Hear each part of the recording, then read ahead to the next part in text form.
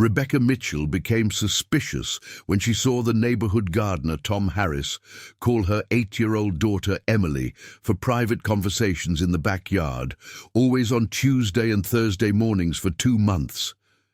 The girl always came back crying softly, with red and swollen eyes, but she refused to explain why. "Mom," he said, "it's our secret. I can't tell you," whispered Emily, trembling, her hands shaking the teddy bear as if it were the only safe thing in the world. What Rebecca discovered when installing a hidden camera shocked everyone in the neighborhood and forever changed the life of that quiet, middle-class community. But to understand how we got here, we need to go back a few weeks in time and get to know better who these people are and how it all started. Rebecca Mitchell, at age 36, was a nurse at St. Vincent's Hospital in Portland, Oregon, a dedicated professional who had earned her place on the emergency team after years of hard work. A single mother since Emily was born, Rebecca has always been known among friends and family as that strong, zealous, and extremely protective woman. Her whole world revolved around her daughter. Every decision she made went through the filter of how it would affect Emily, how she could ensure a better future for that child who was her ray of sunshine. Emily, at age 8, was a cheerful and vibrant little girl, full of life and contagious energy.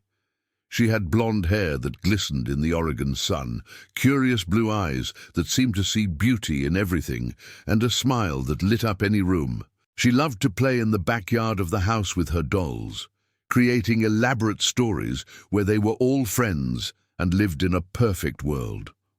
On weekends, her favorite time was to help her mother in the garden, using her little pink gloves to plant flowers and water the plants, always asking 1,000 questions about how things grew and why roses had thorns. The relationship between mother and daughter was deeply connected. They shared everything, talked about everything, laughed together at the simplest things. Tom Harris, on the other hand, was a 52-year-old man who had become a well-known and respected figure in the Laurelhurst neighborhood over the past 7 years. A professional gardener, he took care of at least 12 houses in the region, always punctual, always friendly, always doing an impeccable job that left the backyards looking like postcards. Families trusted him completely, not only for his quality work, but for the kind way he treated everyone, especially the children. Tom had the habit of talking to the little ones about plants and flowers, teaching scientific names in a fun way, showing how to take care of a garden, creating that bond of trust that made children love it when he appeared. His blue Ford pickup truck, parked in front of a house, was synonymous with the fact that the garden would be perfect that week. But something Tom hid behind this trust gained over the years was about to be revealed, and the truth would forever change not only the lives of Rebecca and Emily, but of several other families in that quiet neighborhood. In this video, you'll discover how one mother trusted her maternal instinct even when everyone around told her she was overreacting, as small signs that most people would ignore became the key to saving her daughter and possibly other children. You will understand how a woman's courage and determination can change everything in a matter of hours, how a minute of attention can mean the difference between preventing trauma and grieving forever. Every detail here is based on real events, every emotion is true, and every lesson can be applied in the life of any mother watching right now. If you've come this far, it's because real history interests you, because you understand that knowledge and information can save lives. Help this content reach more people, more mothers, more families who need to know this. Leave the like now, subscribe to the channel, and activate the bell so you don't miss any of our next videos. 3 months before that shocking day that changed everything, Rebecca and Emily's lives followed a quiet and predictable routine in suburban Portland. The Laurelhurst neighborhood was known for its tree-lined streets, charming middle-class homes, and that community atmosphere where everyone met and greeted each other on the sidewalks. It was the kind of place where children still played in the streets without their parents panicking. where people left their doors unlocked during the day, where a sense of security was part of the identity of the place. Every Tuesday and Thursday morning, before dropping Emily off at Glencoe Elementary, Rebecca would wake up at 6:30 and follow her established ritual. She prepared pancakes in the old pan she inherited from her grandmother, always with a little cinnamon on top the way Emily loved, while the smell spread through the small but cozy house. Emily came down the stairs, still in her pajamas, rubbing her eyes, but always with a smile on her face when she smelled the aroma of breakfast. She packed her pink backpack full of unicorn stickers while talking excitedly about what would happen at school that day, which little friend was going to play with her at recess, what the week's art class would be. During the summer vacation, which had begun at the end of June, the routine changed a little. Rebecca still had to work her shifts at the hospital, so Emily stayed home part of the day. "Mom, today Mr. Tom comes to take care of the garden," Emily said excitedly, watching through the kitchen window, the blue and sunny sky typical of summer in Oregon. The girl loved watching Tom work. She found it fascinating how he transformed the garden, how he knew exactly what each plant needed, how he talked to her about flowers, as if they were his friends. Tom Harris arrived punctually at 9 o'clock in the morning, every Tuesday and Thursday, parking his blue Ford truck in the same place in front of Rebecca's house. He was an ordinary-looking man, grey hair cut short, sunburned face of someone who spends all day working outdoors, calloused hands but always clean when he greeted someone. He wore simple t-shirts and cargo pants with several pockets full of small tools, and he always had a gentle smile on his face when he interacted with people. Rebecca always greeted him quickly at the door before leaving for her shift at the hospital at 10 o'clock. "Good morning, Tom. The garden is in need of special attention to the roses in the back. They are a little yellowish," she said, taking the bag and the car keys. "Leave it, Rebecca. I'll take care of everything today." "You can trust," Tom replied in that calm and professional way that inspired confidence. "Emily, behave and obey your grandmother when she arrives, okay?" Rebecca said, kissing her daughter's forehead before leaving in a hurry so as not to miss the time. Emily's grandmother Dorothy always arrived around noon to pick up her granddaughter and take her to her home, where the two had lunch together and spent the afternoon. It was only 2 hours that Emily was alone at home with Tom working in the garden, but Rebecca had never worried about that. Neighbor Sandra, a 62-year-old retired woman who lived next door, always offered to keep an eye out if necessary. "Relax, Rebecca. Anything, I'm here. You can go to work quietly," Sandra said, waving from the balcony. Everyone in the neighborhood trusted Tom completely.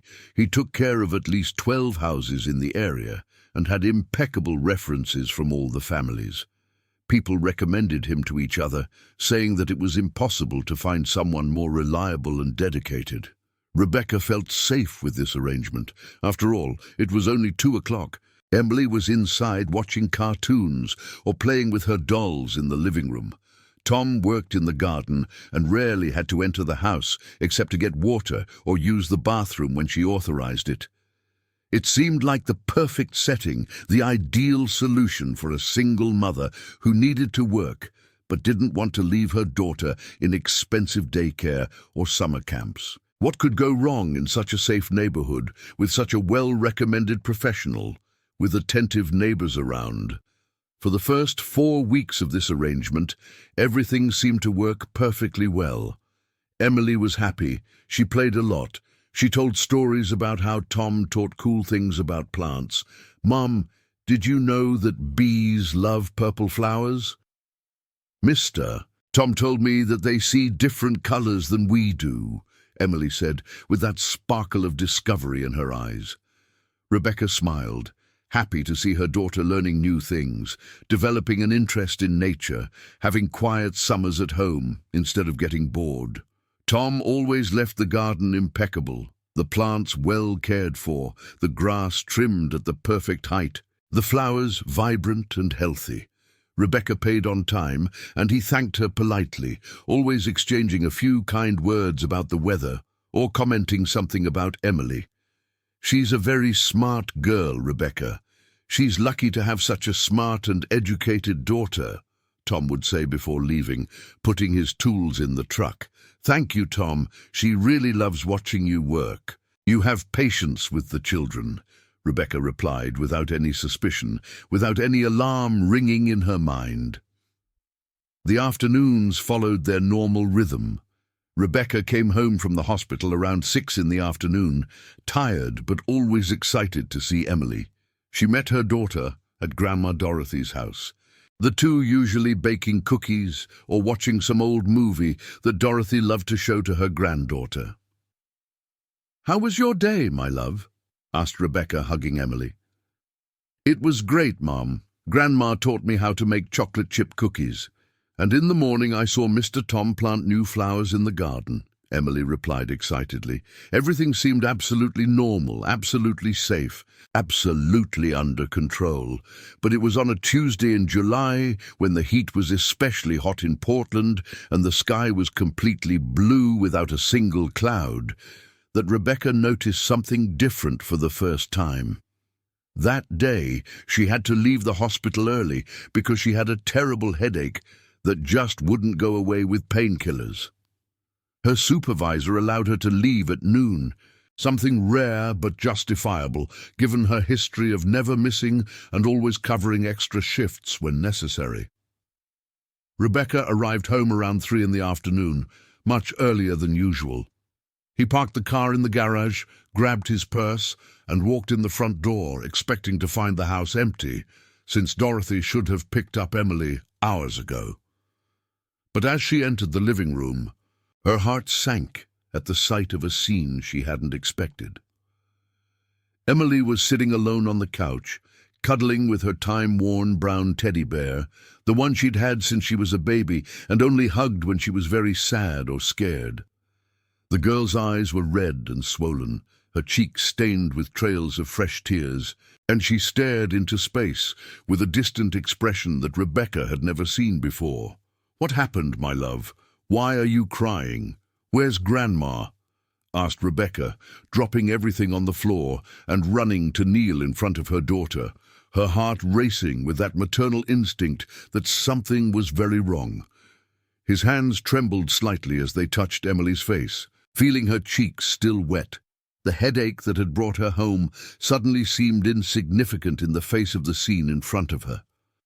"Nothing, Mom. I'm just tired.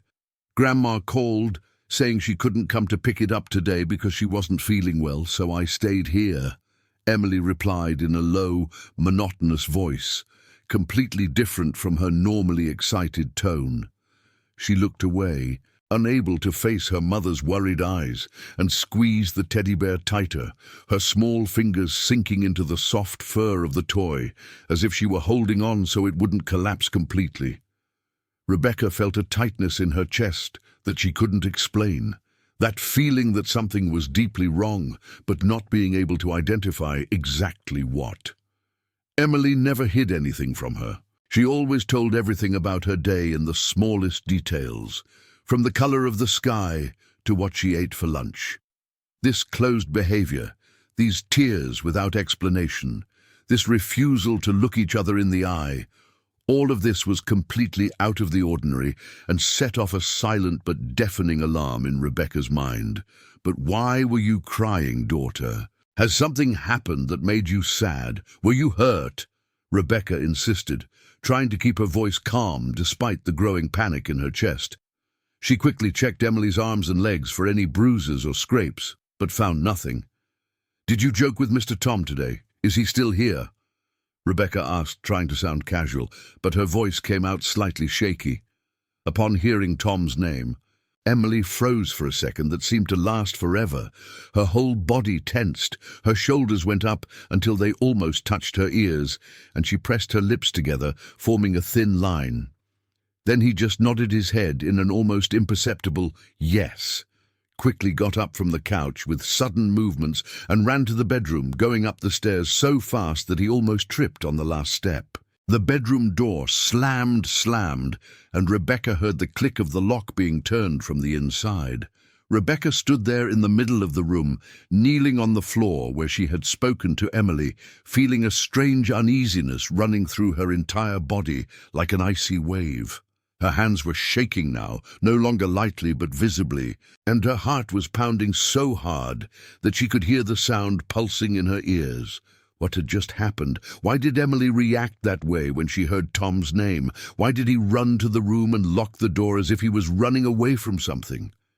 She stood up slowly, her legs wobbly, and looked out the living room window into the backyard. Tom was no longer there. His blue pickup truck was no longer parked in front of the house. He was gone, finished his day's work, and left without Rebecca seeing him. Normally that wouldn't mean anything, but now, in the face of Emily's strange behavior, Rebecca found herself wishing she'd been sooner, had seen Tom, had asked if something had happened. She walked up the stairs slowly and stopped in front of the locked door to Emily's room. He tapped gently, trying not to scare the girl any further. "Emily, my love, can I come in? I want to talk to you," he said, in the gentlest voice he could, although inside he was panicking. There was no response, just the heavy silence of a room where an 8-year-old was clearly suffering over something he couldn't or didn't want to share. "Okay, daughter, I'm not going to force it. When you want to talk, I'll be here, okay? Mom loves you very much, and you can tell me anything, always," Rebecca said, leaning her forehead against the wooden door, feeling the tears begin to form in her own eyes. She waited a few more minutes in silence, but Emily didn't answer, didn't open the door, gave no sign other than the muffled sound of sobs coming from inside the room. Rebecca came downstairs heartbroken, her mind spinning in circles trying to figure out what might have happened. He tried to calm down, tried to think rationally. Maybe Emily had a fight with a friend. Maybe she was just tired, as she had said. Maybe it was just one of those bad days that children also have. But no matter how hard she tried to convince herself of these simple explanations, that feeling that something was deeply wrong didn't leave her. It grew in her chest like a poisonous plant rooting deeper and deeper. If this revelation is arousing in you a deep curiosity about what really happened, comment right now. I want more stories, and please leave your like on this video. Your interaction helps other mothers to know this very important story. That same week, Rebecca decided that she couldn't just ignore what she had seen and felt.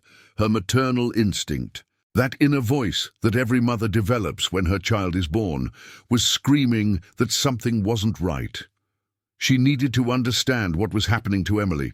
She needed to find out why her normally open and communicative daughter had completely shut herself off, why she cried alone, why she reacted so strangely when she heard Tom's name. The following Thursday, the day Tom was to return to work in the garden, Rebecca devised a simple but effective plan. She called the hospital and said she was sick, something she rarely did, and therefore did not arouse suspicion. She asked a colleague to cover her shift and promised to do the same for her when necessary. So that morning, Rebecca went about her normal routine as if she were going to work. He prepared breakfast, put on his nurse's uniform, took his purse and car keys, kissed Emily on the forehead, and said goodbye, as he always did.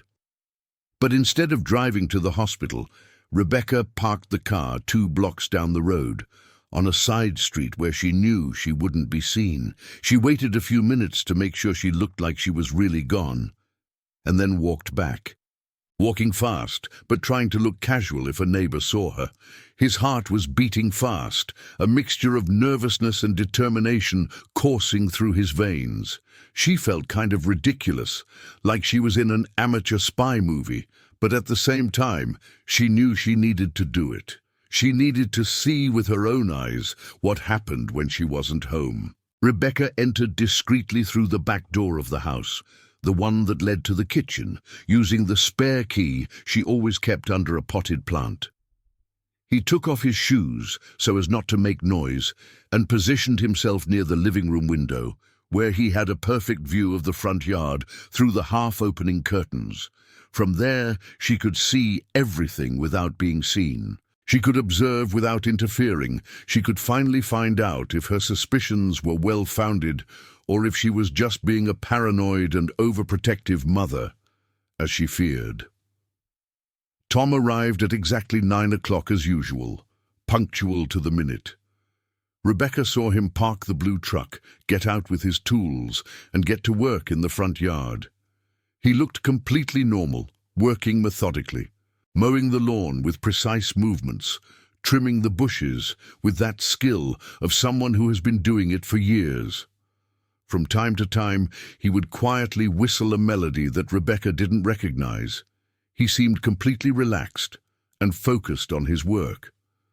Emily was on the front porch, playing with her dolls on a small table that Rebecca had placed there so that the girl could enjoy the good weather.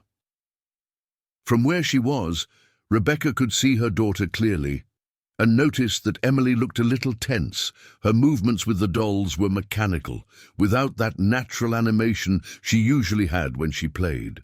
The girl glanced discreetly at Tom from time to time, quick, nervous glances that made Rebecca's stomach churn. Around 10:30 a.m., Rebecca saw Tom wipe his hands off his pants, put away the pruning shears he was using, and walk toward the porch where Emily was playing. "Hey, Emily, will you come help me water the flowers in the background? They're thirsty today," he said with a friendly smile, the same gentle tone he wore with all the kids in the neighborhood. His voice sounded perfectly normal. There was nothing threatening or strange about his words or the way he said them. But Rebecca saw something that made her feel butterflies in her stomach. Emily hesitated, her whole body tensed as if she had received an electric shock. Her shoulders rose, her hands stopped in the air holding a doll, and for a brief moment the girl seemed to want to say no, seemed to want to refuse the invitation. But then, as if remembering something or fearing something, she simply nodded her head mechanically, placed the doll on the table with excessive care, and slowly stood up. Tom began to walk toward the back of the house, and Emily followed him a few steps away, her shoulders slumped, her head down, the shuffling steps of someone who's going somewhere she doesn't want to go. The girl's body language screamed discomfort, fear, reluctance. It wasn't the posture of a child excited to learn about gardening. It wasn't the energy of someone who is having fun with an interesting activity. It was the posture of someone who has no choice, who is obeying for some reason that he cannot or does not want to explain. Rebecca felt her heart race violently in her chest. Every cell in her body screamed that something was wrong, that her daughter was in danger, that she needed to act immediately. The two disappeared through the back of the house, into the area of the garden that was not visible from the window where Rebecca was. "Why did he need to take her to the back?" asked Rebecca, her breathing getting harder and harder. "Why couldn't they water the flowers in front? Why did Emily seem so tense, so scared, so reluctant?" Rebecca tried to calm down, tried to take a deep breath and think rationally. "Maybe it's just my impression. Maybe I'm seeing things that don't exist because I'm already nervous," she tried to convince herself, but the bad feeling not only persisted, but grew with each passing second. She looked at the clock on the living room wall. 15 minutes, he thought. "I'll wait 15 minutes, and if they don't come back, I'll go there to see what's going on." Those 15 minutes were the longest of Rebecca's life. She stood there by the window, her eyes fixed on the clock, her heart beating so hard that she felt pain in her chest, her hands in a cold sweat. Her stomach turned as if she was going to vomit at any moment. Every minute seemed to last an hour. Every second was torture. Her mind created terrible scenarios, imagined horrible things that could be happening to her daughter, and she needed to use all her willpower not to run away immediately. When the 15 minutes finally passed, Rebecca couldn't wait another second. She quickly took off her nurse's uniform and put on a casual outfit that was in the laundry room to look like she had actually come home early. Then he went out the front door, making noise on purpose, slamming the door, stomping as if he had just arrived. She walked determinedly toward the back of the house, the blood pulsing in her temples, prepared for whatever she could find. As she rounded the corner of the house and entered the backyard, Rebecca found a scene that seemed completely innocent, but somehow left her even more disturbed. Tom was watering the roses with the big hose, and Emily was next to him holding a smaller hose, the ones made of green plastic for watering small pots. The two of them were silent, working side by side, seemingly just tending to the plants just as Tom had said. But Rebecca noticed the details that others might overlook. Emily was completely silent. Her face was pale despite the heat of the sun. Her expression was distant, as if she was somewhere else mentally, and her eyes were fixed on the ground, avoiding looking in any direction. She didn't look like a happy child learning about gardening. She looked like a child fulfilling a mandatory task that made her deeply uncomfortable. "Oh, Rebecca, you came back early," Tom said, turning around as he heard her arrive. He looked genuinely surprised. His eyes widened for a second before returning to normal, and he promptly dropped the hose. "I wasn't feeling well at work, so I decided to go home to rest," Rebecca explained, forcing a smile. Her eyes alternating between Tom and Emily, trying to catch any sign of what had happened. "I'm teaching little Emily how to take care of plants. She's a great helper." Tom completed with that friendly smile he always wore. His words sounded perfectly normal. His posture was relaxed. There was nothing in his behavior that indicated anything wrong. He seemed to be exactly what he had always been, a kind and professional gardener doing his job and being kind to a child. But Emily remained completely silent throughout this exchange. She didn't smile. She didn't look at her mother. She didn't say anything. She just stood there holding the hose, her eyes fixed on the wet dirt floor, her body tense like a statue. Rebecca forced another smile that didn't reach her eyes. "That's cool, daughter. You're learning a lot then," he said, trying to make Emily look at her, but the girl just nodded slightly without raising her eyes. "Well, I'll let you guys finish then. Tom, when it's over, you can come to the kitchen to get a glass of water if you want," Rebecca said. But what he really wanted was to scream, to pick up Emily and take her inside immediately, to send Tom away and never let him come back. But I had no proof of anything, no concrete evidence, just that terrible feeling in my stomach that I couldn't explain rationally.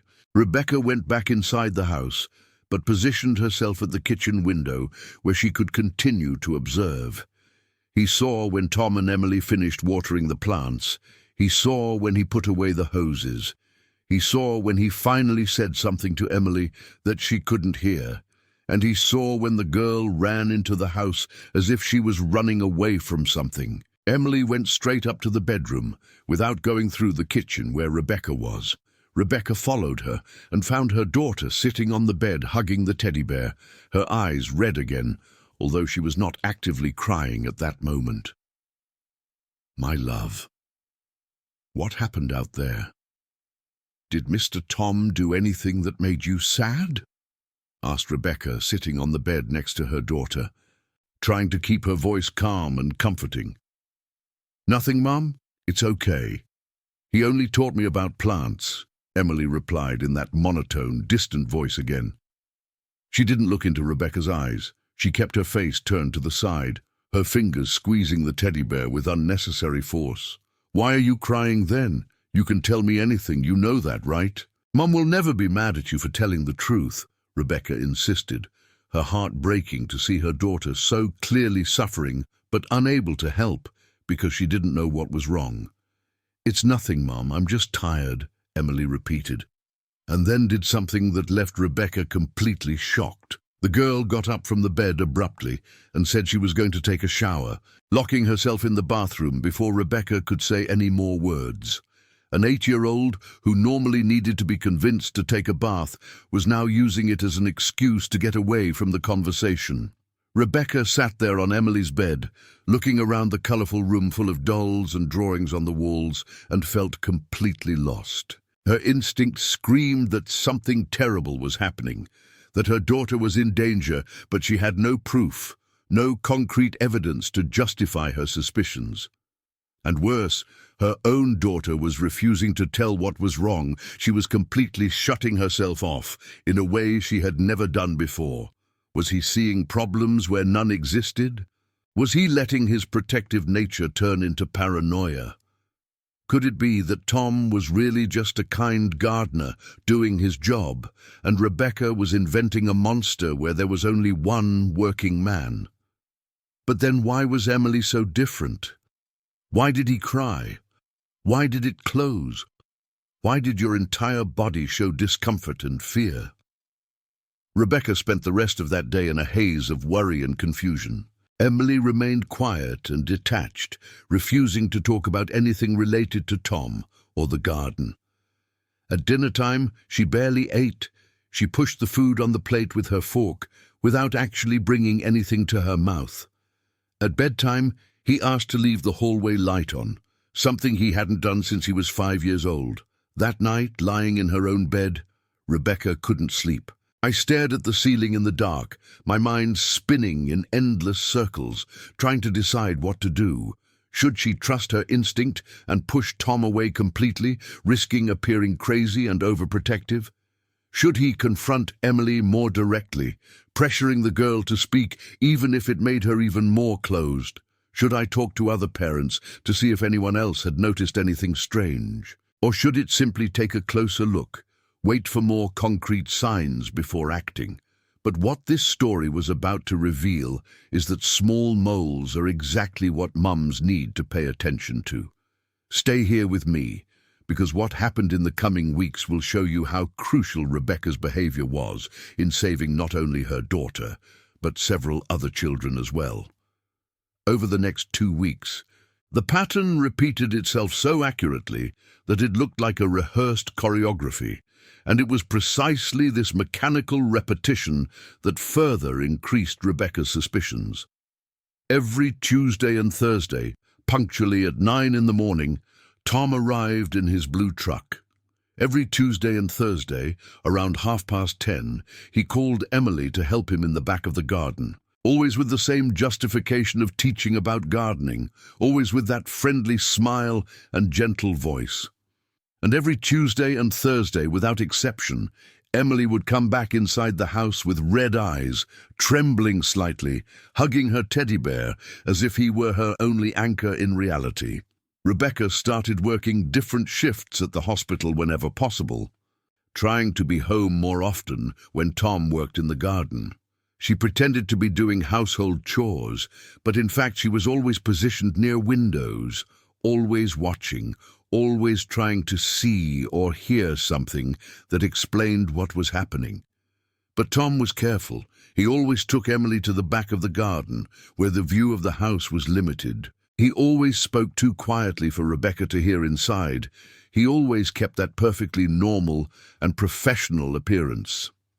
Emily's behavior was changing in increasingly troubling ways. The girl who used to be vibrant and full of energy was now quiet and unlit most of the time. He stopped playing in the backyard, saying he no longer wanted to help his mother with the garden, something he used to love to do. She began to have trouble sleeping. Rebecca heard her tossing and turning in bed late into the night, sometimes talking to herself or crying softly. He developed the habit of holding his breath when he heard cars passing on the street, as if he were always on alert, checking if it was Tom's blue truck arriving. Rebecca decided that she needed to talk directly to Emily, that she needed to make her daughter understand that she could trust her with anything, no matter what. On a Friday night, after she had prepared Emily's favorite dinner, pasta and meatballs, and the two of them were sitting together on the couch, watching a movie, Rebecca paused the TV and turned to her daughter as gently as she could muster. "Emily, my love, Mom needs to talk to you about something important," Rebecca began, taking her daughter's small hand between hers. "What do you do back in the garden, you and Mr. Tom? Does he say things to you? Do you really teach about plants or talk about other things?" she asked, trying to keep her voice neutral, without sounding accusatory or scary. Emily was completely rigid next to her. Her eyes widened, her face turned even more pale, and she pulled her hand from Rebecca's hand as if she had been shocked. "He only teaches me about gardening, Mum. I told you," he replied quickly, too quickly, with that memorized voice of someone who is repeating something he was instructed to say. "But why do you get sad afterwards? Why do you cry, daughter?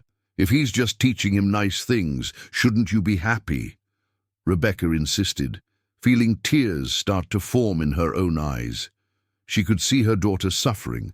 She could see the fear in her eyes, but she was completely helpless because Emily refused to tell her what was happening. "It's a special secret between us, Mom. I can't tell you. Mr. Tom said it's important that it's a secret, that you don't need to know everything," Emily replied, and then her face contorted as if she had just realized that she had said too much. Her eyes filled with tears, and she rose abruptly from the couch. "I'm tired. I'm going to sleep," I said, running to the bedroom and leaving Rebecca alone in the living room, her heart completely broken. That word, secret, echoed in Rebecca's head like a deafening alarm that kept ringing. She mentally repeated it over and over again, feeling the sinister weight she carried. Why would an adult ask an 8-year-old child to keep secrets from his mother? What was the need for secrets if they were just talking about plants and flowers? What kind of gardening teaching would need to be kept secret? None of this made any sense to Rebecca, and the more she thought about it, the more that stomach ache grew, until it became almost unbearable. Rebecca began to ask more direct, more specific questions, trying to understand exactly what Tom did or said during those moments alone with Emily. "Does Mr. Tom touch you in any weird way? Does he ask you to do things that make you uncomfortable? Does he show you something that scares you?" he asked at different times, trying to catch Emily in more relaxed moments when she was more willing to talk. But Emily had clearly been told not to speak, had been manipulated in some way that Rebecca still didn't fully understand. The girl always answered with variations of the same memorized phrase. "He only teaches me about plants, Mum. It's a special secret I can't tell you." Her eyes widened with fear every time Rebecca asked, and she began to actively avoid being alone with her mother, as if afraid to let slip something she shouldn't. Rebecca felt completely frustrated and powerless. Each attempt to uncover the truth hit a wall she couldn't tear down. Emily was falling victim to something. It was getting more and more obvious, but Rebecca couldn't figure out exactly what, and more importantly, she couldn't get her daughter to trust her enough to tell. It was like watching someone you love drowning behind glass, being able to see but not being able to reach to help. If this story is already changing the way you see maternal protection, if you are understanding the importance of paying attention to the smallest details of children's behavior, enjoy this video now, subscribe to the channel, and activate the bell so that this message reaches other mothers who need to hear it. Desperate for answers and feeling increasingly isolated in her suspicions, Rebecca decided she needed to talk to other mums in the neighborhood whose homes Tom also served. Maybe she wasn't alone in this. Maybe other mothers had noticed something strange about their children too. Maybe together they could figure out what was really going on. Or maybe, and Rebecca feared this possibility, they would confirm that Rebecca was simply going crazy, seeing problems where none existed, being a paranoid, overprotective mother who was inventing imaginary monsters. It was a sunny Monday afternoon when Rebecca met Sandra and Jennifer at Stumptown Coffee, the local coffee shop that was 3 blocks from her home. Sandra was the neighbor who lived next door, a 62-year-old woman whom Rebecca had known for years. Jennifer lived 2 houses down the road and had a daughter named Sophie, who was 9 years old and attended the same school as Emily. The 3 of them would meet occasionally for coffee, talking about everyday things in the neighborhood. But today, Rebecca had a very specific agenda. After ordering a black coffee and hoping that the 3 of them would be seated at a table at the back of the cafe where they had privacy, Rebecca took a deep breath and decided to get straight to the point. Have you ever noticed something strange about Tom? Something different in the way he acts with the children, she began, trying to keep her voice casual but feeling her heart race. Specifically, does he spend a lot of time alone with your children? Do you call them to help in the garden, that kind of thing? Sandra and Jennifer exchanged confused glances, their brows furrowed, trying to understand what Rebecca was getting at. Tom? The gardener Tom? Asked Sandra, as if there was another Tom they knew. Rebecca nodded, her hands squeezing the cup of hot coffee until her fingers turned red. Yes, our gardener Tom Harris. Have you ever noticed him acting suspiciously or strangely? No, not at all. He's super professional, always does an impeccable job, Sandra replied immediately, her voice carrying a tone of genuine surprise. My grandchildren love it when he comes to work. They always learn new things about plants. Why are you asking this, Rebecca? Has something happened? She asked, now with concern evident on her face. Jennifer nodded, nodding vigorously. It's true, he's the best gardener we've had in years. Always polite, always punctual, always of total confidence. Sophie gets excited on the days he comes, says he's funny and teaches cool things. Did you suspect anything? Asked Jennifer, leaning forward curiously. Rebecca felt her cheeks turn warm, a mixture of shame and frustration running up her neck. She felt stupid now, sitting there accusing a man everyone apparently adored, based only on vague feelings and her daughter's strange behavior that she couldn't concretely explain. It's just that Emily has been different lately, quieter, sadder, and always after Tom comes to work, she gets red eyes as if she had cried. When I ask her what happened, she says it's a secret with Mr. Tom, Rebecca explained, listening to how weak and insufficient her own words sounded when spoken out loud. Sandra placed her hand on Rebecca's in a motherly gesture. Honey, kids go through phases, you know that. Maybe Emily is having trouble at school or with friends, or just growing up and dealing with new emotions. I think it's very difficult that Tom has anything to do with it. He's been tending my garden for 5 years, and there's never, ever been any problem, she said in that reassuring voice of someone who has a lot more life experience and thinks he knows exactly what's going on. Jennifer agreed again. Rebecca, I completely understand your concern. That's what being a mother is all about. We worry about everything. But Tom is practically part of the neighborhood already. Everyone trusts him totally. Maybe you should talk to Emily's teacher, or maybe take her to a child psychologist if she's having trouble expressing how she feels. But I really think you're worried about the wrong person, he said with a gentle smile, but that left Rebecca feeling even smaller. The two women continued for a few more minutes, offering well-meaning but completely useless advice to Rebecca.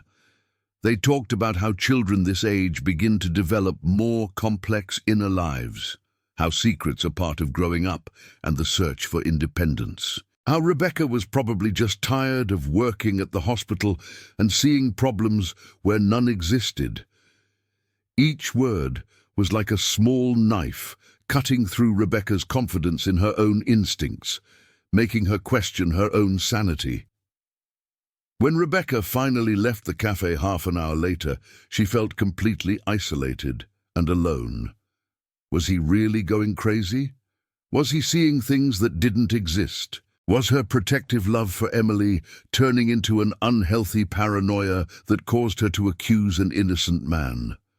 Doubts swirled in his mind like a destructive tornado, destroying his confidence piece by piece. But when he got home that afternoon and found Emily sitting alone on the swing in the backyard, swaying slowly with her eyes fixed on the ground, hugging the teddy bear, when she saw her daughter startle at the sound of a car passing on the street, when she realized how Emily had lost weight in the last few weeks because she was barely eating, Rebecca knew with absolute certainty that she wasn't making anything up. That cry was real. That fear in Emily's eyes was real. That drastic change in behavior was real. Maybe the other mothers didn't see any problem because their children weren't the targets, or maybe they were but were hiding better, or maybe Tom was selective about who he chose as a victim. Rebecca didn't know. What she knew was that no matter how many people said she was exaggerating, no matter how crazy she seemed to the entire neighborhood, she couldn't ignore what her maternal instinct screamed. Her daughter was hurting, her daughter was scared, her daughter needed protection, and if Rebecca didn't believe her and fight for her, who would? That night, Rebecca couldn't sleep with a shut.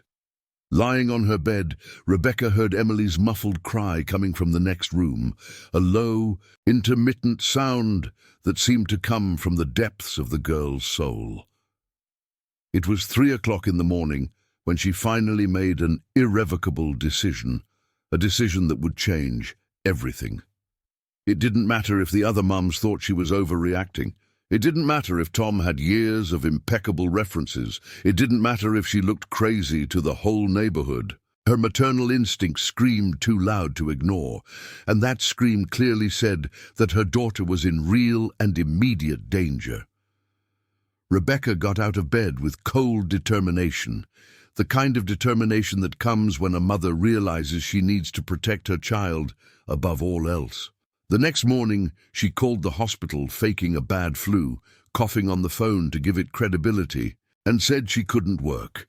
Her supervisor, knowing her history of dedication, allowed it without question, telling her to take care of herself and come back when she was better. Rebecca thanked her, hung up the phone, and immediately drove to the Best Buy store at the local mall. A 20-minute drive that seemed eternal, with her mind spinning on plans and possibilities. In the security electronics section, she looked specifically for small surveillance cameras, those used in baby monitors or to monitor pets, something discreet that did not attract attention. The salesman, a young man in his 20s, patiently explained the options. "I need something that records in high quality, with long battery life, night vision, and remote access by cell phone," Rebecca said in a firm voice, leaving no room for small talk. He recommended a compact model from the Arlo brand, the size of a lighter, with a wide angle of 130 degrees and cloud storage. She bought 2 units, an extra memory card, and an annual subscription plan, paying cash so as not to leave an unnecessary digital trail. Back home, Rebecca waited for Emily to wake up and prepared breakfast as if it were a normal day. Pancakes with cinnamon, fresh orange juice, fruit cut into small pieces the way the daughter liked it.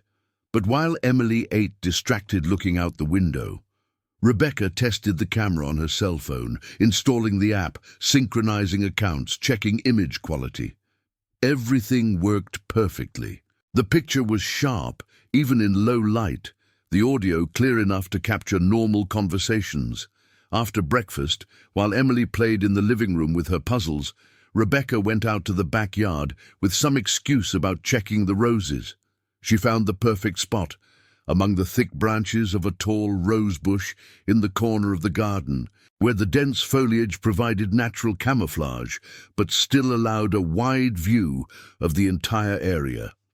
Carefully, using a small ladder that Tom had left in the garage on a previous visit, she fixed the camera pointed directly at the center of the yard, where Tom always took Emily to her special lessons. He tested the angle on his cell phone. Perfect. He captured from the back door to the side gate, with no blind spots. He hid the wires between the roots and leaves, and in less than 10 minutes the equipment was operational, invisible to the naked eye. Tuesday was coming. In 48 hours, Tom would be back to work. Rebecca felt a mixture of fear and determination coursing through her body, like an electricity that kept her on her toes. She imagined the possible scenarios. Maybe she would discover something innocent that would make her laugh at herself. Maybe she would confirm her worst suspicions, and she would have to deal with horrific consequences. But any truth was better than the uncertainty that was destroying her daughter and her sanity. Monday passed as slowly as an eternity for Rebecca. She checked the camera 3 times throughout the day, testing the angle, checking the battery that was at 100%, ensuring that the house's Wi-Fi signal reached the place perfectly. Emily noticed that her mother was different, more tense than usual, pacing back and forth around the house, constantly looking out the window. "Are you okay, Mum?" the girl asked in her thin and worried voice, stopping to play with the dolls to watch Rebecca. "I'm great, honey. Just a little tired from working at the hospital," Rebecca lied, forcing a wide smile as she stroked her daughter's soft blonde hair. "Shall we make cookies together this afternoon? Grandma Dorothy taught me a new recipe." Emily smiled faintly and nodded, but Rebecca noticed that the sparkle in the girl's eyes had diminished, that her smile was no longer spontaneous as before. That night, Rebecca barely slept again. She lay there imagining all the possible dialogue she could have with Tom if she discovered something wrong, mentally rehearsing how she would call the police, how she would protect Emily physically if necessary. His body was exhausted, but his mind was a storm of anxiety and plans. When he finally fell asleep around 5 in the morning, he dreamed of Emily crying alone in a dark garden, running after a shadow that looked like Tom. Tuesday dawned with clear skies and bright sunshine, the kind of perfect gardening day that Tom loved. Rebecca followed the morning routine with surgical precision. She made pancakes, chatted excitedly with Emily about the school that would start soon, put on her nurse's uniform as if she were going to work normally. He kissed his daughter's forehead at the front door, saying, "See if you behave and call me if you need anything. Okay, my love?" Emily nodded, still a little distant, and Rebecca drove off calmly down the street. But instead of going to the hospital, she drove 3 blocks to the local Starbucks, a bustling place where she could easily blend in with the crowds of morning customers. He ordered a big black coffee, sat at a table in the corner overlooking the street, opened his laptop, and connected his cell phone to the camera app. His hands trembled holding the hot cup, the coffee almost spilling onto the table. Every muscle in his body was tense, ready to act at the slightest sign of trouble. He looked at his watch, 8 hours and 50 minutes. Tom would arrive in 10 minutes. At 9 o'clock, like a Swiss watch, Tom's blue pickup truck pulled up in front of Rebecca's house. She saw on her cell phone the image of the camera automatically activating with the detected movement. Tom got out of the vehicle, grabbed his tools, greeted Emily, who was watching from the balcony, with a shy wave. Everything seemed normal for the first few minutes. He started by mowing the front lawn, trimming the side bushes, working methodically as he always did. Rebecca barely blinked, her eyes glued to the screen of her cell phone, the coffee cooling untouched next to her. His heart was pounding, his palms sweaty despite the air conditioning of the cafe. 40 minutes of routine work passed, and she was already beginning to wonder if she had overreacted, if Tom really was just an innocent gardener. But then, at exactly 10 hours and 15 minutes, it happened. On her cell phone, Rebecca watched Tom get up, wipe his hands on his pants, and walk to the porch, where Emily swayed slowly on her tire swing. "Come here, little one. We have our special moment today," he said, waving his hand, his tone of voice low but clear enough for the camera microphone to pick up. Emily slowly rose from the swing, her shoulders slumped as if carrying the weight of the whole world on her small back. She followed him to the back of the garden without saying a word, her steps shuffling, her head bowed. Rebecca felt her blood run cold instantly. His fingers squeezed the phone so hard that the knuckles turned white. She watched the two disappear into the corner of the camera for a moment, then reappear in the center of the backyard.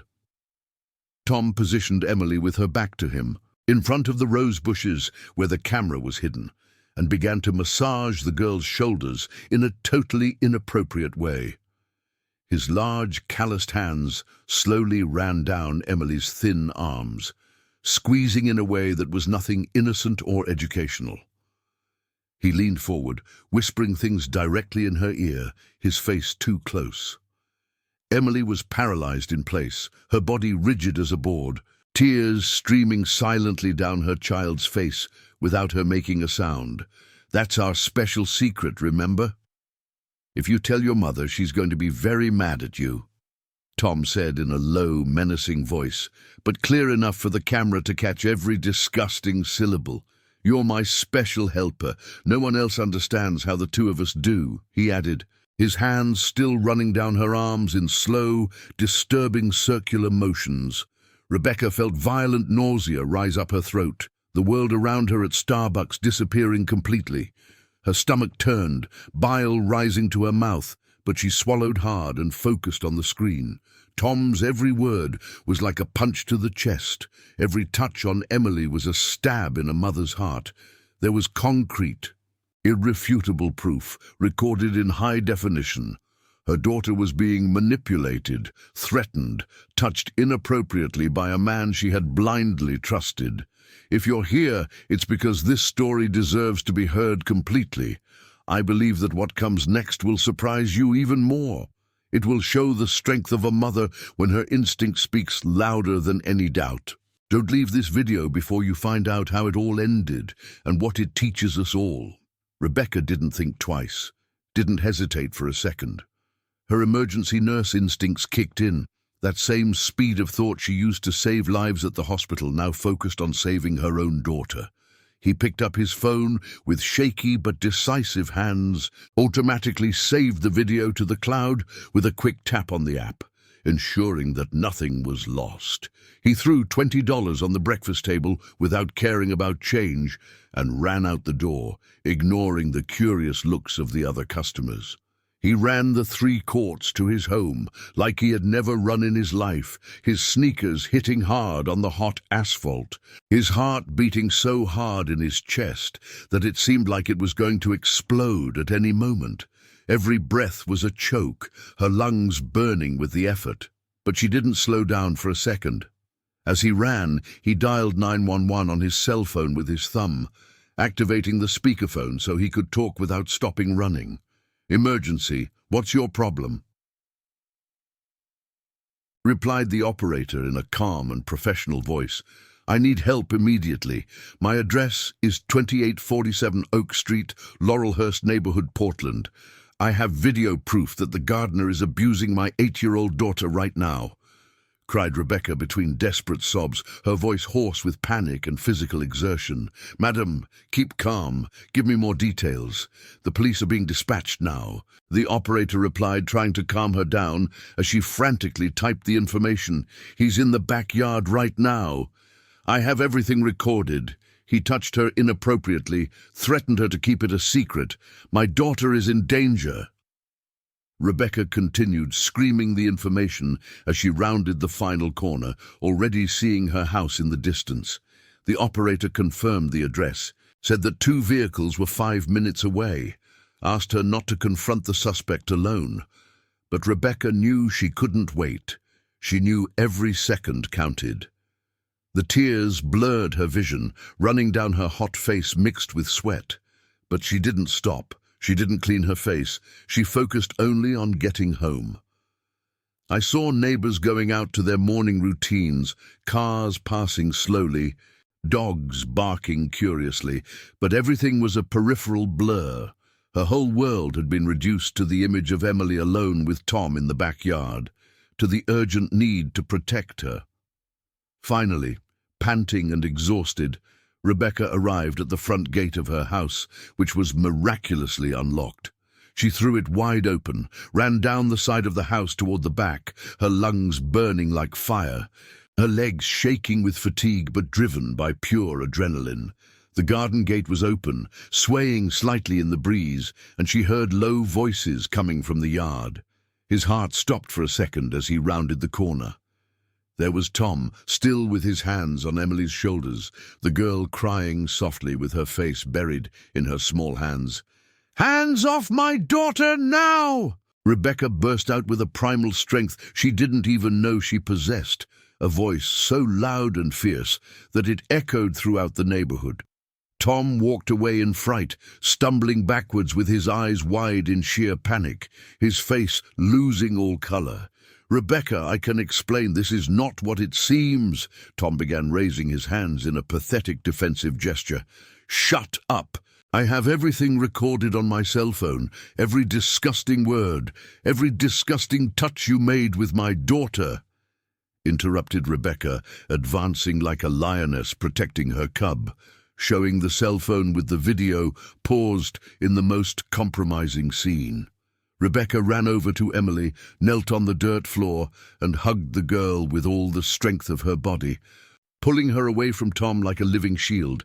It's over, my love. You're safe now. Mother is here. No one will hurt you ever again, she whispered in her daughter's ear as Emily clung to her, shaking violently, the sobs finally escaping in waves of relief mixed with trauma. Tom realized that he was completely cornered, with no possible way out. You're getting it all wrong, Rebecca. I was just teaching the girl about gardening. You're crazy, he shouted in a trembling voice, taking steps back towards the side gate like a cornered animal. Crazy? Crazy? You manipulated my daughter for months, threatened her, made her terrified to tell me the truth, Rebecca countered, placing herself between Tom and Emily like an insurmountable human wall, her eyes blazing with protective fury. At that very moment, 2 Portland police cars skid into the street with sirens on and flashing lights, neighbors already starting to leave their homes, curious about the noise. Officers jumped out of the cars with trained agility, hands in holsters. Tom Harris, stop where you are and put your hands where we can see, ordered Officer Smith, a tall man in his 40s, drawing his service weapon in standard defensive posture. Tom stood in the middle of the yard like a deer, paralyzed by the headlights, his face pale from utter defeat.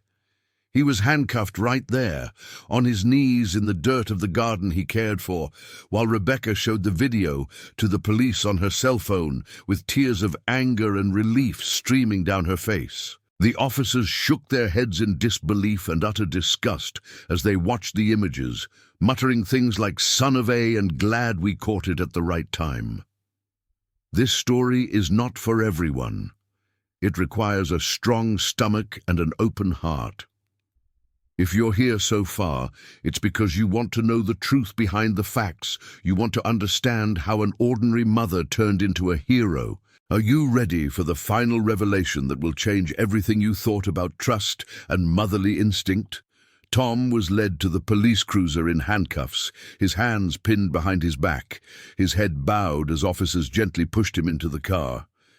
Neighbors began to leave their homes little by little, attracted by the sound of sirens and the unusual movement, whispering to each other with expressions of shock and confusion. Sandra and Jennifer, the same mothers who had defended Tom so vehemently at the cafe days before, ran to Rebecca's gate with pale faces. What happened? What did Tom do? Did he hurt Emily? The two asked in unison, their voices trembling with genuine concern now. Rebecca, still hugging Emily tightly in the backyard, explained briefly through hot tears that flowed uncontrollably. He had been abusing her, manipulating my daughter for months. I recorded everything. He threatened her to keep it a secret, he said, in a hoarse voice of emotional exhaustion, his whole body trembling from the adrenaline that was beginning to subside. The two mothers covered their mouths with their hands in utter horror, tears welling up in their eyes as they processed the devastating information. Officers said Tom would be taken immediately to the Portland Central Police Station for questioning and remanded in custody. The video Rebecca had recorded was irrefutable proof, sufficient for serious accusations of child abuse, child manipulation, and threatening. You did the right thing, Mrs. Mitchell. Her courage saved her daughter and probably other children as well. We'll need your full statement, but you acted perfect, said Officer Williams, a middle-aged man with a scar on his chin, placing his hand on Rebecca's shoulder in a respectful gesture of solidarity. That same afternoon, as Emily slept exhausted on the living room couch, on a mild tranquilizer prescribed by a doctor friend of Rebecca's at the hospital, a social worker from the Oregon Department of Family Services arrived at the house. The woman, named Maria Gonzalez, was experienced in cases of childhood trauma, with a soft voice and calm movements designed not to scare children. He spoke kindly to Emily when the girl woke up, using dolls and drawings to facilitate communication. The girl, still frightened with swollen eyes, but finally feeling protected by her mother's strong embrace, who had not left her side for a minute, began to tell details that Rebecca did not yet fully know. He had been doing this for almost 2 months, every Tuesday and Thursday. He said it was our special secret, that I was his helper, that if I told you he would leave and no one else would take care of the beautiful garden, Emily said in a trembling voice, pressing the teddy bear to her chest. Rebecca listened to each word like a sharp blade in her heart, silent tears streaming down as she caressed her daughter's back. Maria wrote everything down meticulously, confirming that Emily would be referred to specialized therapy immediately, that the case would be prioritized in the prosecution. Your mother saved you, little one. You were very brave to put up with all this, the social worker said to Emily, who for the first time in months gave a shy and genuine smile. Rebecca spent that night next to her daughter in bed, the two of them hugging under the covers, whispering words of love and reassurance. It's over, my love. You're safe now, Mom. You'll never let anyone hurt you again. I believe in you always. I will always protect you, Rebecca said, kissing Emily's forehead repeatedly. The girl cried with relief in her mother's arms, finally letting all the accumulated tension escape in cathartic sobs. I was so afraid, Mom. I thought you were going to be mad at me for breaking the secret, Emily confessed through tears. Never, daughter. Secrets with adults are always bad. You did the right thing by keeping quiet until I found out, but now it's over for real. The following days were a whirlwind of legal proceedings and psychological support. Rebecca gave a full statement at the police station, handed copies of the video to investigators, answered all questions for hours on end. Officer Williams personally called 2 days later to update. Tom had partially confessed under interrogation, admitting inappropriate contacts but trying to downplay it as an innocent joke. But the evidence was overwhelming. He would be held in preventive detention until the trial. Emily started weekly therapy with Dr. Patricia Coleman, a renowned child psychologist in Portland who specializes in abuse trauma. The sessions were in a colorful office filled with toys and drawings, where Emily could express feelings through art and games. Gradually, the color returned to the girl's face, sleep improved, appetite returned. Rebecca followed each session in the waiting room, reading magazines but actually silently praying for complete healing. The validation of the maternal instinct came from all sides. Rebecca's boss at the hospital gave her unlimited paid time off to recover. Colleagues sent messages of support. Glencoe Elementary sent an official letter praising her courage. Even Sandra and Jennifer visited regularly, bringing homemade food and supportive hugs. You saved our Sophie too, Rebecca. After you told it, she finally opened up, Jennifer said, crying on a visit. Before we move on to the final impact of this transformative story, help bring real messages like this to those who really care. If you want to be part of this mission of awareness and protection, don't forget to like this video, subscribe to the channel, and activate the bell to receive all the updates. In the days following Tom Harris's arrest, the news spread like wildfire through the Laurelhurst neighborhood and quickly reached the local Portland media. The initial report in the Oregonian newspaper had the shocking headline, "Respected neighborhood gardener arrested for child abuse after mother records compromising video."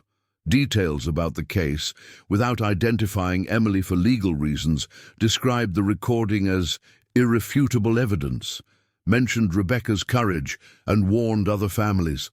The police investigation uncovered something even more disturbing that chilled everyone's blood. Emily wasn't the only victim. 4 other families in the neighborhood came to the police station voluntarily after reading the report and talking to their daughters. Each story was eerily similar. Tom gained confidence over months, isolated the girls in the backyards under the guise of gardening lessons, used inappropriate touches disguised as massage or play, manipulated with promises of special secrets and subtle threats that the mothers would be angry or disappointed. Jennifer, the same mother who had defended Tom so emphatically at the coffee shop days earlier, arrived crying at Rebecca's door the morning after the report. "You were right all along, Rebecca. My 9-year-old daughter, Sophie, finally told me everything after reading the newspaper with me. He did the same things with her, the same secrets, the same strange touches on the shoulders and arms. We didn't notice, we trusted him so much, we thought he was just a kind gardener," Jennifer said in a broken voice, hugging Rebecca tightly in the middle of the living room. The two mothers cried together for minutes, a mixture of relief for having discovered in time and deep pain for the innocence stolen from their daughters. Sandra, the retired neighbor, also came the next day with red eyes. "My grandchildren vacation here sometimes, and Tom had been tending my garden for years. I spoke to them last night, and one of the 7-year-old girls admitted that he asked her to keep it a secret as well. Thanks to you, Rebecca, we stopped this before it got worse," Sandra said, shaking Rebecca's hands as if they were lifeguards. In all, 5 girls between the ages of 7 and 10 were identified as Tom's victims over the course of an entire year. He always used the same meticulous method. First, he won the trust of families with impeccable work and genuine sympathy.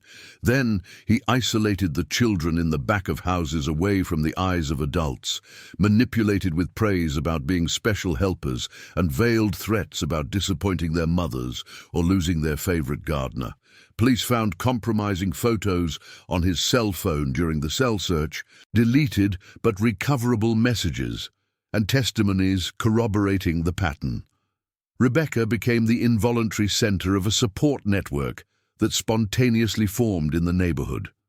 The 5 affected mothers began to meet weekly at their home, sharing experiences, crying together, planning mutual support for their daughters. The group called itself Mothers of Laurelhurst Protecting Our Children, and Rebecca, reluctant at first, naturally took on the role of emotional leader. "You are all heroines, too, for believing your daughters when they finally spoke," she said in the meetings, serving tea and homemade cookies. The collective impact was profound and transformative. The neighborhood implemented sweeping changes: background check committee for all contractors, mandatory cameras in backyards with young children, monthly talks on signs of abuse at the Residents' Association. Glencoe Elementary integrated the case anonymously into the sex education curriculum, teaching children about inappropriate touching and bad secrets. Rebecca was invited to speak at a packed community assembly where 200 people gave her courage a standing ovation. Emily, with ongoing therapy, began to show signs of recovery. He drew a huge picture of his mother as a superheroine with a red cape protecting her from a dark monster, hung it on the bedroom wall. Gradually, she returned to play in the supervised backyard, planted her own flowers with Rebecca, slept better without constant nightmares. "Mom, you saved us all, right?" she asked one day with bright eyes. "All of us, yes, daughter." "But you were the bravest to hold out for so long," Rebecca replied, kissing her forehead. The collective shock united the neighborhood in an unprecedented way. Men who had barely spoken to each other before now talked about child protection on the sidewalks. Grandmothers organized friendly watch groups. Jennifer and Sandra became activists. Jennifer creating a local blog about warning signs, Sandra volunteering at the school for preventative talks. No mother should have to go through this alone, and thanks to Rebecca, no one else would go unnoticed. Rebecca felt a bittersweet mix: grief for Emily's trauma, relief for swift justice, pride for the strengthened community. His instinct, ignored by everyone at first, had proved to be the savior. She had learned that blind trust can be dangerous, that secrets between adults and children always smell bad, that an attentive mother is worth 1,000 perfect references. 3 months after that fateful Tuesday that exposed the horrific truth, Tom Harris was formally charged with 5 felony counts of child abuse and child manipulation in a Portland courtroom. The prosecution used the video recorded by Rebecca as the main evidence in the case, evidence so clear and devastating that defense attorneys did not even try to challenge her directly. The trial was surprisingly quick for a case of this magnitude, lasting only 2 weeks thanks to the overwhelming amount of evidence, the high-definition video, testimonies from the 5 girl victims, messages recovered from Tom's cell phone, and even tools found in his truck that he used to distract children during the abuses. The judge, a stern-spoken man named Robert Klein, did not hesitate as he read the sentence. 15 years in prison without the possibility of parole, plus permanent registration as a sex offender in the national database. Tom was taken in handcuffs to the Oregon State Penitentiary, where he would serve his sentence in an isolated cell, away from any contact with children. Rebecca watched the verdict, standing at the back of the courtroom, hugging Emily tightly as tears of relief streamed down their faces. "Justice was done," he whispered to his daughter, who at the age of 9 already understood the weight of that moment. The 5 affected families came together immediately after the trial, forming a mutual support group called United Mothers of Laurelhurst. Rebecca became the informal leader of the group, not because she sought the spotlight, but because her courage had inspired them all. At her weekly meetings at home, she helped other mothers recognize subtle signs of danger, changes in children's sleep, refusal to be alone with certain adults, mentions of special secrets. "Trust his instinct," he always repeated. "He never lies when it comes to his children." Emily began weekly therapy with Dr. Patricia Coleman, a child psychologist specializing in abuse trauma with over 20 years of experience. The sessions took place in a cozy office in downtown Portland, filled with therapeutic toys, colorful pillows and walls with drawings of happy animals. Progress was slow but steady, as Dr. Coleman had predicted. For the first few months, Emily barely spoke, drawing only dark shadows and gardens full of thorns. Gradually, she began to express anger against Tom through modeling clay, crumpling figures that represented the gardener. Rebecca waited outside at each session, reading books on child recovery, strengthening herself to support her daughter. 6 months after the incident, visible transformations have emerged.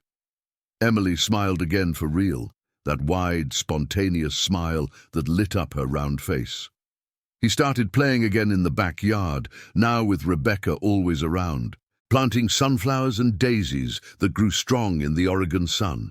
She still had occasional nightmares, waking up screaming in the early rainy mornings, but Rebecca was there immediately, hugging her until the dread passed. "I never ignored my maternal instinct again," Rebecca confided to Sandra during a group meeting. "I installed permanent cameras throughout the house, double-locked doors, and now talk openly with Emily about safety and trust.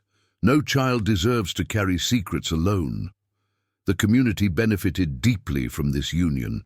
The support group expanded to free talks at the Residents Association, where Rebecca shared practical lessons. Background check on all service providers, observe minimal changes in the children's moods, teach them early that uncomfortable touching should be reported immediately. Justice was served not only for Tom, but for all the victims, and hope sprang up where there was once only fear. Rebecca looked at Emily running in the garden and felt a shared strength that made them invincible. A year after the nightmare that rocked Laurelhurst, Rebecca turned her grief into concrete action, starting a volunteer project called Safe Neighborhood Watch in direct partnership with Glencoe Elementary.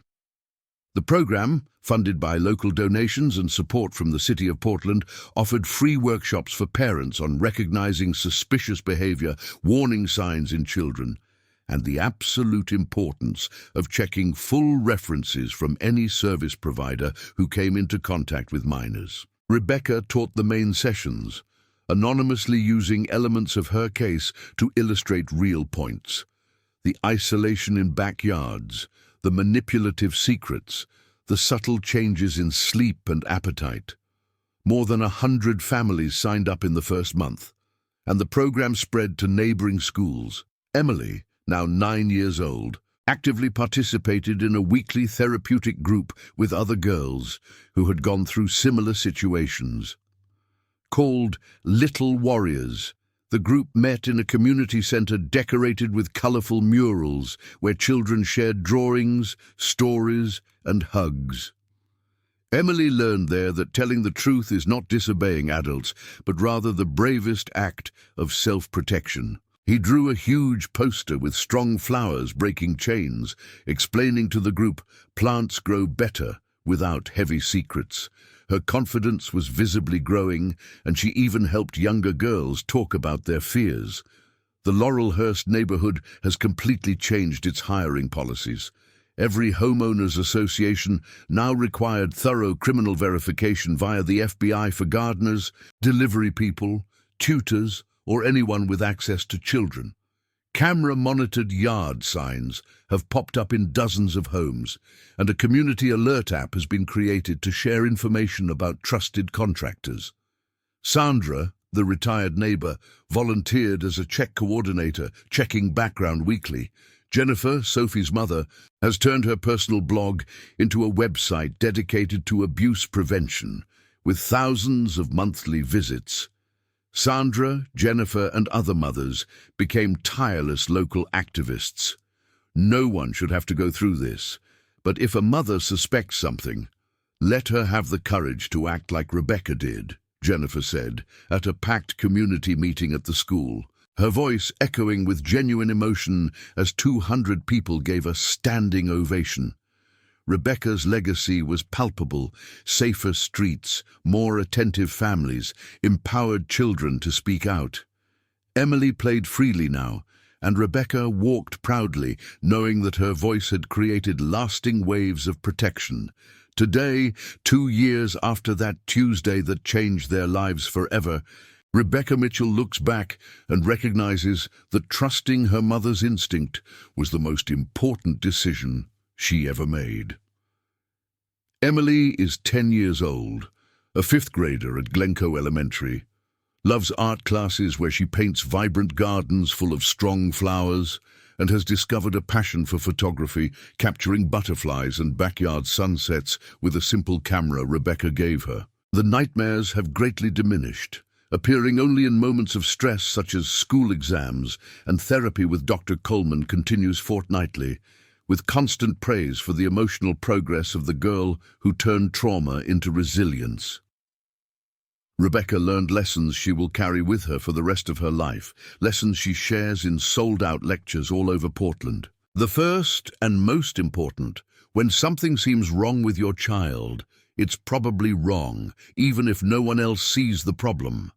No matter how many people tell you you're exaggerating, it doesn't matter if the suspect has years of good reputation, it doesn't matter if you feel isolated, doubting yourself. The maternal instinct exists for a reason. It is an internal alarm developed over thousands of years of evolution to protect our children. Trusting him can mean the difference between preventing trauma and grieving forever. The second lesson Rebecca shares is about creating an environment where children feel safe to tell anything, no matter how scary it may be. Emily only opened up completely after realizing that her mother believed in her unconditionally and would stand up to anyone to protect her. Teach your children that secrets with adults are almost always dangerous, that no one has the right to touch them uncomfortably, that telling the truth will never be punished, only rewarded with love and protection. The third lesson concerns the community. After Rebecca exposed Tom, 4 other families discovered victims in their homes. If she had kept quiet for fear of looking crazy, those girls would have continued to suffer in silence. A courageous mother can protect not only her child, but save several children. Predators choose trustworthy environments where no one suspects. Tom Harris is serving 15 years in the Oregon State Penitentiary, permanently registered as a sex offender. Laurelhurst has implemented rigorous checks for service providers with children. Emily still loves flowers, gardening with Rebecca on sunny Portland weekends, feeling safe. Rebecca looks at her daughter with pride. She taught that her voice matters, that she deserves to be heard, that there will always be those who fight for her. Being a mother is not just loving, it is protecting with courage, even when the world doubts it. It is prioritizing security above reputations or opinions. Rebecca chose right and saved several lives. This is the greatest maternal victory. If you liked this story, surely the next video that is appearing on your screen will thrill you even more. Don't forget to subscribe to the channel, leave your like, and activate the notification bell so you don't miss any of our next videos. A big kiss and see you in the next heartwarming story.